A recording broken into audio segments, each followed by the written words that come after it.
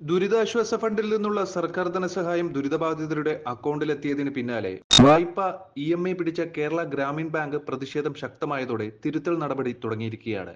EMI തുക പിടിച്ച 3 പേർക്ക് പണം തിരികെ നൽകിയെന്ന് കേരള ഗ്രാമീൺ ബാങ്ക് അറിയിച്ചിട്ടുണ്ട്.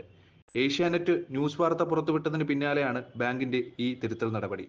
ദുരിതബാധിതരിൽ നിന്നും ഇ.എം.ഐ പിടിച്ചത് സാങ്കേതിക പിഴവ് മൂലമാണെന്നാണ് കേരള ഗ്രാമീൺ ബാങ്ക് ചെയർപേഴ്സൺ വിമല വിജയ് ഭാസ്കർ ദില്ലിയിൽ പ്രതികരിച്ചിരുന്നത്. 3 പേരുടെ കാര്യത്തിൽ മാത്രമാണ് പിഴവ് സംഭവിച്ചിരിക്കുന്നത്. പണം ഉടൻ തന്നെ റീഫണ്ട് ചെയ്യാൻ നിർദ്ദേശിക്കുകയും ചെയ്തിട്ടുണ്ട്. വിലങ്ങാടെ ദുരിതബാധിതനിൽ നിന്നും പണം പിടിച്ചതും പരിശോധിക്കും. പിഴവ് സംഭവിച്ചെങ്കിൽ തിരുത്തുകയും ചെയ്യും. വായ്പകൾ എഴുതിത്തള്ളുന്ന കാര്യം പരിശോധിക്കുമെന്നും ഇക്കാര്യത്തിൽ കേന്ദ്ര സർക്കാരിന്റെയും റെഗുലേറ്റർ ബോഡിയുടെ നിർദ്ദേശങ്ങൾ പാലിക്കുമെന്നും ബാങ്ക് ചെയർപേഴ്സൺ വിമല വിജയ് ഭാസ്കർ വിശദീകരിച്ചിട്ടുണ്ട്. റൈഹാനത്ത്, റീന, മിനിമോൾ എന്നീ 3 പേരുടെ അക്കൗണ്ടിൽ നിന്നാണ് ഇ.എം.ഐ പിടിച്ചതെന്നാണ് ബാങ്ക് പറയുന്നതെങ്കിലും കൂടുതൽ പേരുടെ പണം പിടിച്ചതായാണ് വിവരം ലഭിക്കുന്നത്. ഈ വിവരങ്ങൾ പുറത്തുവിടാൻ ഗ്രാമീൺ ബാങ്ക് ഇതുവരെയും തയ്യാറായിട്ടില്ല. പ്രതിഷേധം ശക്തമായതോടെ 3 പേരുടെ മാത്രം പട്ടിക തന്ന് കബളിപ്പിക്കുകയാണെന്ന് ഡിവൈഎഫ്ഐ ചൂണ്ടിക്കാണിക്കുന്നുണ്ട്.